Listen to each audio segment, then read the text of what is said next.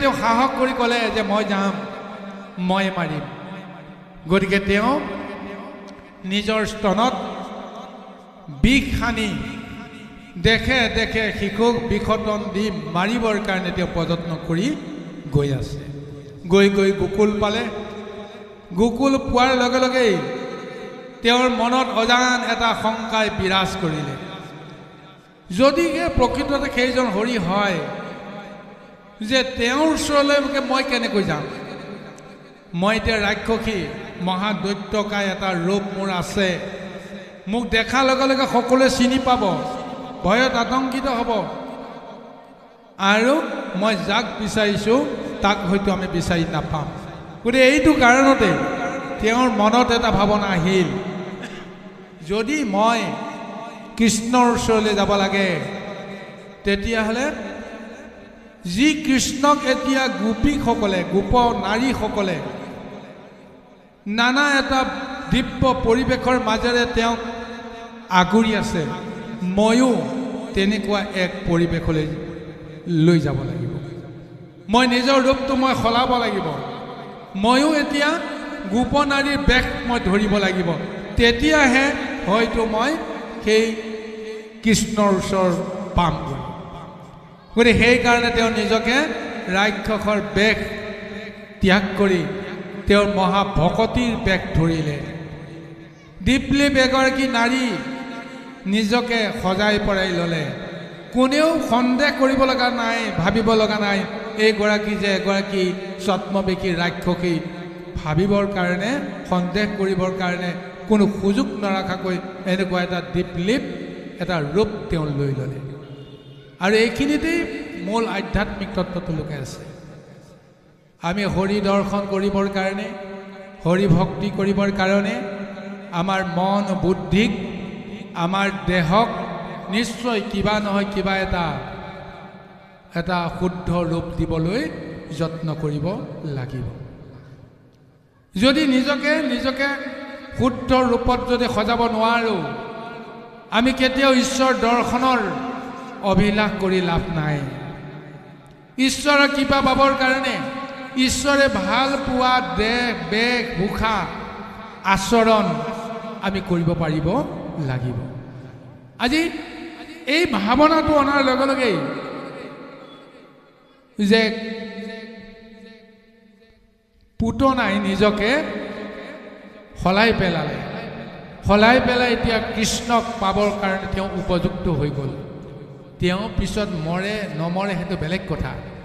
কৃষ্ণ দৰ্শনটোৱে আচল কথা। যি কৃষ্ণৰ কাৰণে কংসই আজি কিমান বছৰ অপেক্ষা কৰি আছিল। দৈৱকীৰ পুত্ৰ জন্ম হ'লেই, অষ্টম পুত্ৰ যিদিনাখনি জন্ম হ'ব, সেইদিনাখনে মই ধৰি মাৰি তাক শেষ কৰিম। এইটো কাৰণতে তেওঁ কিমান দিন অপেক্ষা কৰি আছিল। কিন্তু অন্তিমত জানো সেই দৈৱকীৰ গৰ্ভজাত অষ্টম সন্তানে কংসক দেখা দিলেনে? নাই দিয়া, নিদিলে। ভগৱন্তৰ মনত এটা হয়তো হিচাপ আছে যে মোক পাবৰ কাৰণে নিৰ্দিষ্ট এটা পৰিমাণত তোমাক সজাই পৰাই তুলিব লাগিব। সি বৈৰী ভাৱনাই হওক বা মিত্ৰ ভাৱনাই হওক, যি ভাৱনাই নহওক, তুমি নিজকে সম্পূৰ্ণভাৱে প্ৰস্তুত কৰিব লাগিব। এতিয়া তুমি বৈৰী ভাৱনা ল'ব পৰা নাই মোৰ ওপৰত সম্পূৰ্ণভাৱে, কংসৰ কাৰণত ভগৱন্তে কৈছে। কাৰণ এতিয়াও তোমাৰ মনত দয়া, ক্ষমা ইত্যাদি ইত্যাদি ভাল গুণ কেইটামান আছে, যিকেইটা গুণৰ কাৰণে তুমি মোৰ প্ৰথম যিজন ভাই ডাঙৰ জ্যেষ্ঠজন, সেইজনক তুমি পুনৰ মোৰ পিতৃৰ হাতত তুমি আকৌ সমৰ্পণ কৰি দিছিলা। এইজন মোৰ শত্ৰু নহয়, এইজনক তুমি তুলি তালি ডাঙৰ দীঘল কৰিবা। তোমাৰ সজ বুদ্ধিটো তোমাৰ সেই সময়ত আহিল। কিন্তু সজ আৰু অসজ দুটা বৃত্তি লৈ কোনেও মোক পাব নোৱাৰে। যদি তুমি সঁচাকৈ যদি সজ বৃত্তি তুমি ল'ব পাৰা, তেতিয়াহ'লে অসৎ বৃত্তিটোৰ পৰিত্যাগ কৰা, এক নম্বৰ কথা। আৰু সঁচাকৈ তুমি অসৎ বৃত্তিটোক যদি আলম কৰিয়েই তুমি মোক বিচাৰি ফুৰা, তেতিয়াহ'লে সজ বৃত্তিটো তুমি ত্যাগ কৰা। গতিকে কংসই সেইটো কাৰণতে কৃষ্ণক দৰ্শনৰ কাৰণে সুযোগ পোৱা নাই। কিন্তু এতিয়া এই অনুভৱটো অন্তত সলাই পেলাইছে পুতনাই। এতিয়া পুতনাই নিজকে সলাইছে কেনেকৈ? মই কৃষ্ণ দৰ্শনৰ অভিলাষ লৈ গ'লে মোৰ নিজৰ ৰাক্ষস ৰূপটো মই সম্বৰণ কৰিব লাগিব, সলাই দিব লাগিব। গতিকে ভকতিৰ এটা আচৰণ মই ধৰিব লাগিব, কোনেও যেন মোক বাধা দিবৰ কাৰণে এটা সুযোগ নাপায়। যাৰ কাৰণত আজি পুতনাই নিজকে এক বৈষ্ণৱীৰ ৰূপ ধাৰণ কৰালে, সুন্দৰ এক পৰিপাটি পৰিৱেশ এটা তেওঁ নিজক গঢ়ি তুলিলে আৰু সেই সূত্ৰে কৃষ্ণময় ভাৱনা লৈ তেওঁ এতিয়া নন্দৰ গৃহত প্ৰৱেশ কৰিবলৈ গৈ আছে। কৃষ্ণ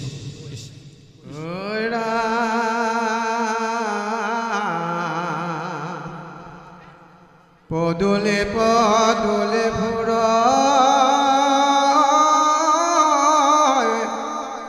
সবালক চাই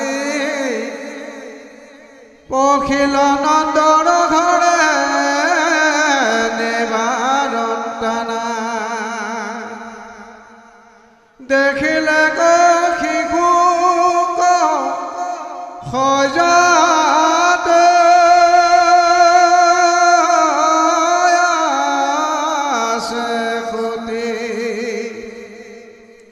অনজলয় বগ্নি যেন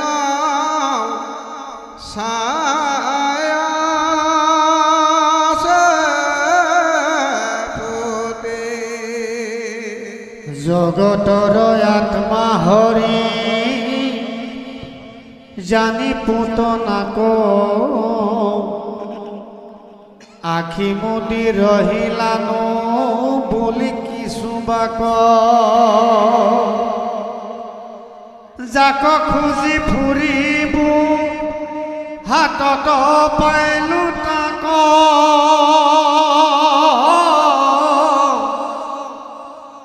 দেখাৱন্ত আতিশয় শিশুৰ চেষ্টাক আচৰন্ত ভৰি ভোকে কন্দন সজা দেখি নিশাচৰে হাসি মিলিলে হাত কৃষ্ণ নাজানি গোৱালৰ শিশু বুলি দুয়ো হাতে সাৱটি কোলা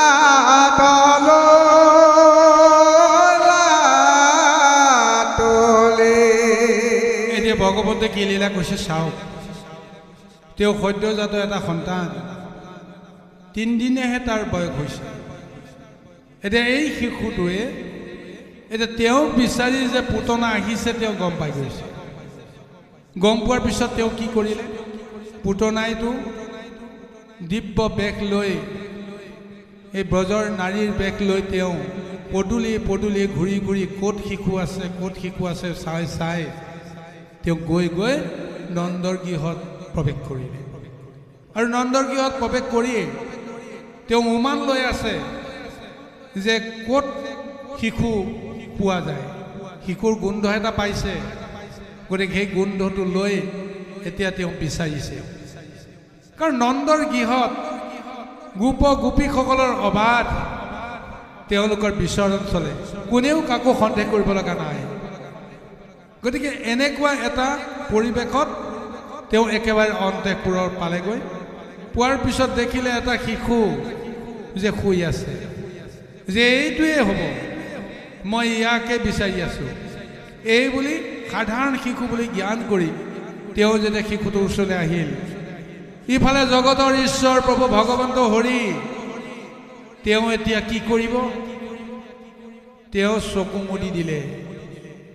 কাৰণ চকু মেলি থাকিলে তেওঁৰ দৃষ্টি যদি ৰাক্ষসীৰ ওপৰত পৰে তেওঁ লগে লগেই মুক্তি পাই যাব গতিকে সেইকাৰণে তেওঁ মহালীলা কৰি তেওঁ চকু মুদি দিলে পিছত কি হয় দেখা যাব এই মুহূৰ্তত মই যদি তোমাক দেখা দিওঁ তোমাৰ মৃত্যুৱে হওক বা নহওক বেলেগ কথা কিন্তু তুমি মুক্তি পাই যাবা কিন্তু এই সময়টো বা এই স্থানটো তোমাৰ সেই স্থান নহয় যিটো স্থানত তুমি মুক্তি পাবা বা তুমি মৰিবা গতিকে সেইকাৰণে প্ৰভু ভগৱন্তই তেওঁৰ চকু মুদি দি দিলে টোপনি যোৱা ভাও জুৰিলে আৰু এই পুতনা ৰাক্ষসীয়ে গোপী বেশত যোৱা তেওঁ এইটোৱে বুলি ভাবি তেওঁ বিচাৰি পোৱা বুলি ভাবি গোপ শিশু বুলি তেওঁ জ্ঞান কৰি ঠাউকতে তুলি লৈ তেওঁ বুকুত সাৱটি লৈ লৈছে যা হওক তেওঁ কৃষ্ণৰ পৰশ পাই গৈছে কিন্তু কৃষ্ণৰ দৃষ্টিটো এতিয়াও তেওঁ পোৱা নাই আহক ইয়াৰ পিছত ভগৱন্তেনো কি লীলা আৰম্ভ কৰে কৃষ্ণ ৰাম যেন মোৰ হেজৰি বুলি ধৰিলে কসাপ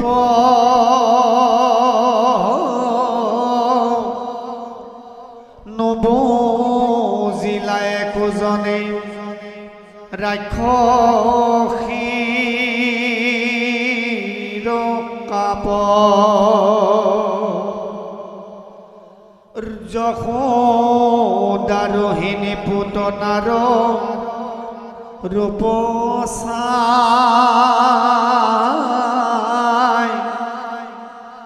আৰামে বান্ধিবে নোৱাৰি ভৈল তবধ পৰা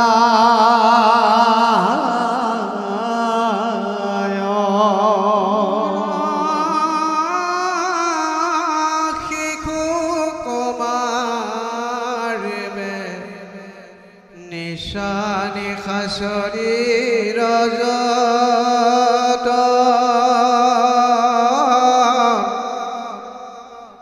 কৃষ্ণৰ মুখত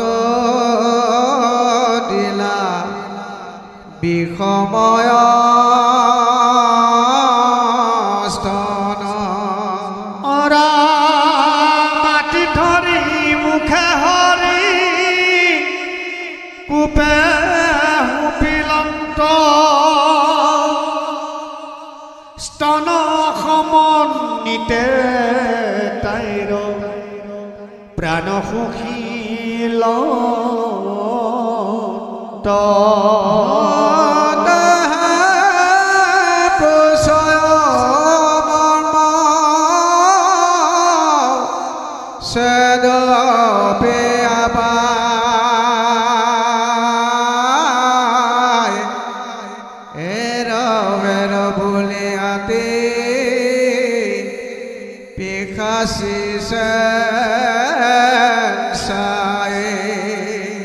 ঘামিল শৰীৰ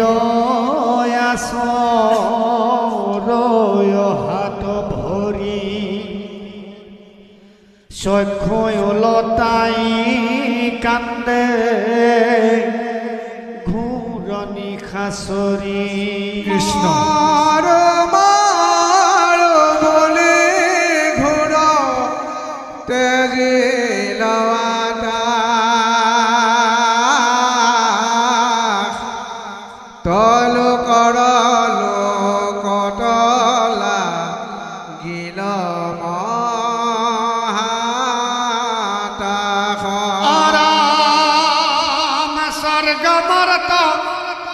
পাতালয় কত হুয়ালৰে ভুই গইল সৰ্ব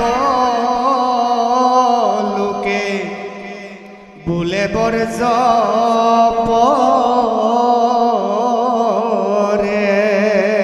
যেতিয়া কৃষ্ণক পুতনাই সাৱটি ল'লে সাৱটি লোৱাৰ লগে লগেই তেওঁ ভাবি ল'লে যে মোৰ কাম হৈ গ'ল এতিয়া আৰু বিলম্ব কৰি লাভ নাই তেতিয়া তেওঁ ভয়ংকৰ এক ৰূপ লৈ পুনৰ ৰাক্ষসীৰ ৰূপ লৈ তেওঁ বুকুত সাৱটি তেওঁ আকাশ মাৰ্গলৈ উৰা মাৰি গুচি গ'ল, কৃষ্ণক আঁতৰাই লৈ গ'ল।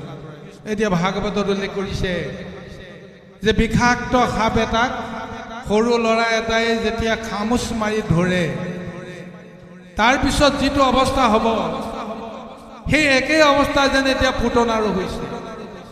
পুতনাইতো নাজানে যে এইটো কি শক্তি আছে, যি বিষ স্তন দিবৰ কাৰণে মাৰিবৰ কাৰণে প্ৰযত্ন কৰিছে।